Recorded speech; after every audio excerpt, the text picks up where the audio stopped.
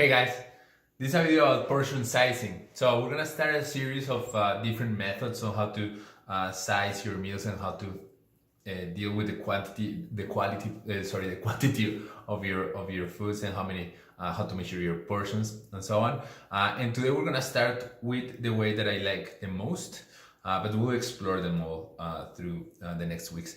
So the way that I like the most, you probably know this already, but the way that I like the most is to measure by hands. This is a very popular method. It was popularized by Precision Nutrition, but it's now widely used. The way it works is, for you, one serving of protein is gonna be a palm of your hand.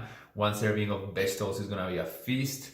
One serving of fats is gonna be a thumb, and one serving of carbohydrates is gonna be a handful. Let me talk to you about the advantages of this method, and then I'll show you how to do it.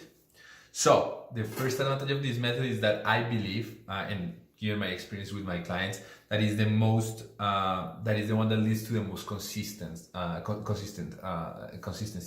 among my clients.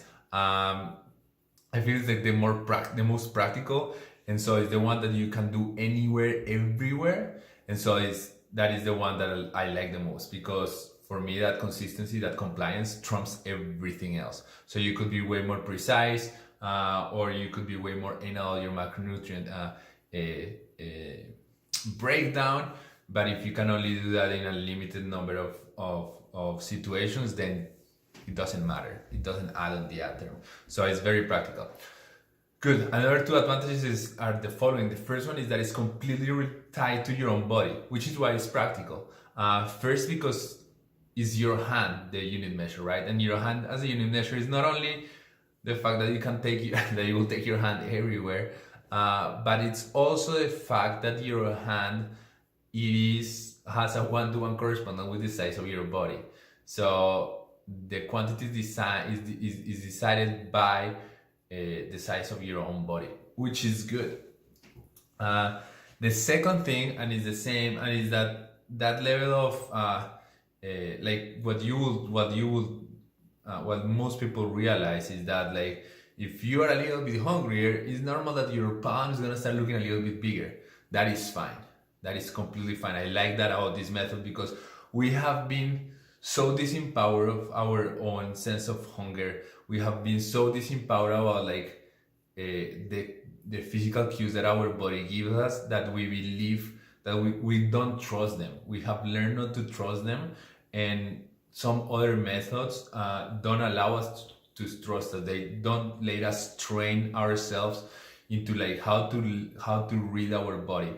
I agree that on present day society, our diets have been so bad that we have lost connection with our body, and we have lost the capacity of really understanding our body. But that doesn't mean that we should not retrain that, and that we cannot do that, and we should be able to do that. And I feel like if your method of eating, if your nutritional habits don't allow you to learn how to trust your own body, you're trapped. You're a little bit trapped, and you're always gonna be trapped, because the body has an amazing system of hormonal cues that tell you what to eat, when to eat, and how much to eat. And if you tap into it, results are awesome. Your body's gonna be happy. You're giving it exactly what it needs, not what Coach Juan or somebody else based on some statistics believes is better for you, right? It's a much more direct relationship. So I like that. I like the fact that, like, if you're a little bit hungry, you end up eating a little bit more. If you're less hungry, you end up eating a little bit less.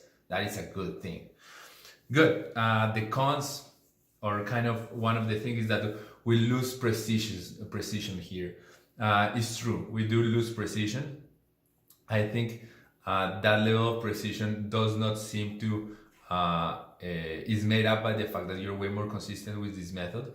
And I think also that there's that level of precision that, like, using, for example, a scale will give you is more a psychological safeguard that makes you feel that there's science behind it, and that makes you think that there's a brain behind it, and there's like a formula behind it that is going to lead you to success. And so I think that precision serves a psychological purpose more than a physiological purpose. in other methods. But anyhow, so that is my rambling and my view on this method. I really like it, and it's the one that I use personally. That's how I roll, and I love it because I can go to a restaurant and stay within my goals. So I'm gonna make 2 plates today, my lunch and my dinner, so that I hope it gives you different options. The options are endless, but like this will give you 2 common scenarios. So let me move my camera a little bit here. So let's see if I can show you enough. So the first thing is that I have all my ingredients here. I don't know if you can see them all, kind of. I have different kinds of veggies and fats and stuff. So let's start with one simple plate. So I'm gonna start, I like to start with my veggies. So I'm gonna create this plate. Don't judge my taste. So I'm gonna start with green beans. And for myself, I use 2 servings of veggies. So I will be doing 2 feasts. So if I grab this one, you see, this one for me is around 1 feast. I'm a little bit liberal with the veggies. Good, that's 1. And let's say that's 2. Another handful, right? Like if I were to do this, you'll see that is a serving. Good. Okay, those are my veggies. Now I'm gonna go and I'm gonna use this salmon as my protein. This is a lean salmon, and I usually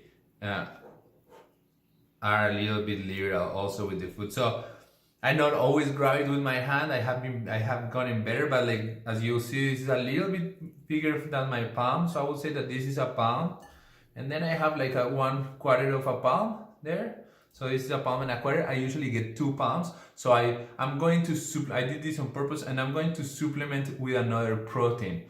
So I need like 3/4 of a palm. I'm going to use garbanzos as my lean protein. Right, so I use usually legumes and beans if I want to have a vegan protein, and I'm going to say that this is around my other 3/4 of a palm, right? Done. That is it. That's my protein. Simple. Good. Let's put a little bit of this. Good. That's my protein, and I like this plate like this. So I am going to do that. My carb for this meal is gonna be this apple. I have a workout next, so I want this fructose, and I'm gonna say that this apple is like half is a serving and half is the other serving. I need 2 servings, so this big apple will be my 2 servings of carbs.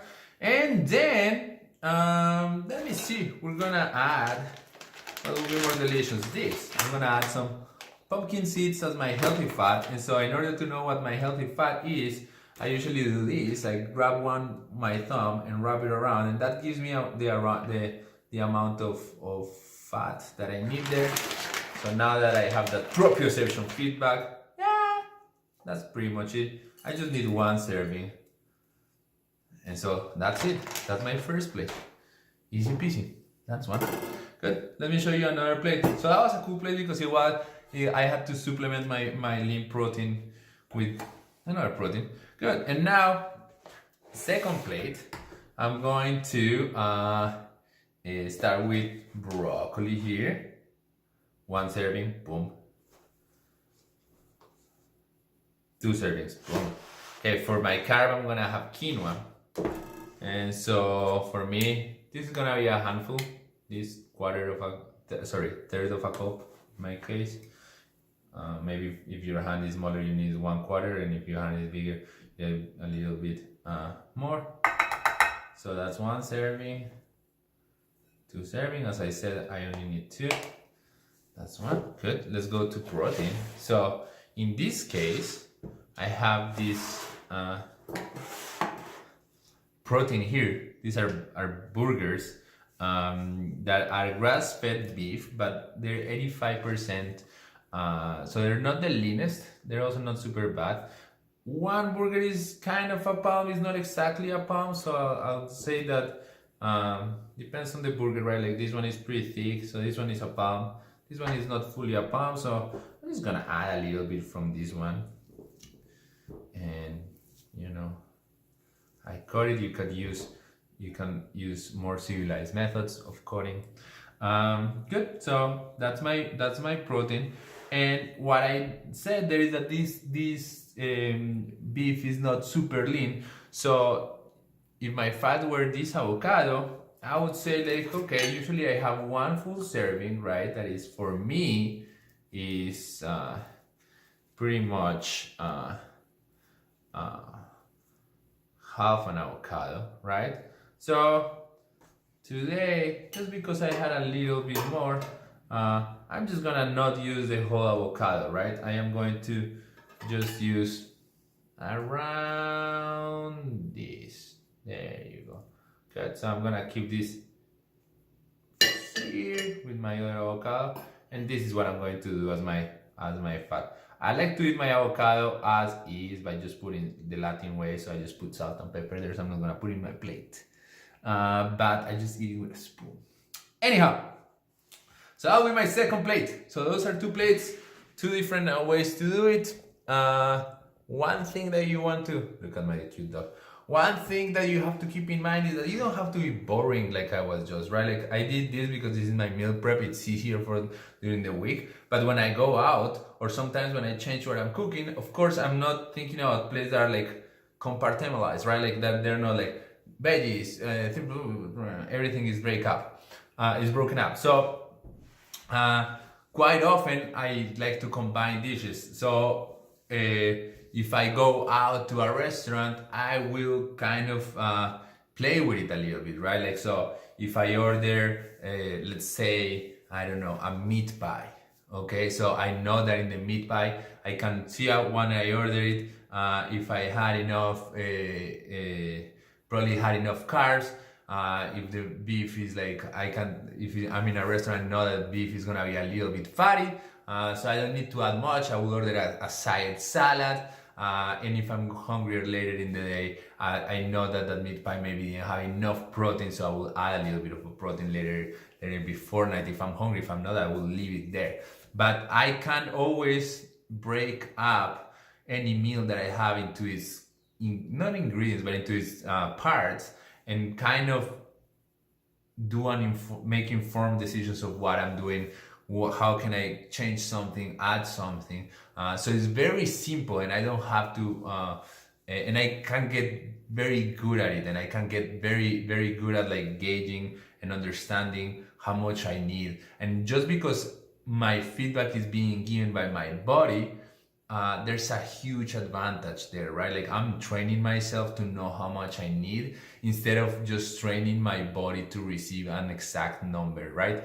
Which has its value, but it's a different thing. So in this method, I'm really training myself to understand how much I need to play with it. If you think you're broken, that's the first thing we will need to change. You're not, or you are, in which case, sorry.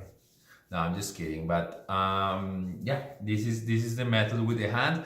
In 2 weeks, we'll measure with the scale. It's an awesome method too. I have used it for years too. And then we'll go with other methods. That is it. Yeah, have a wonderful week.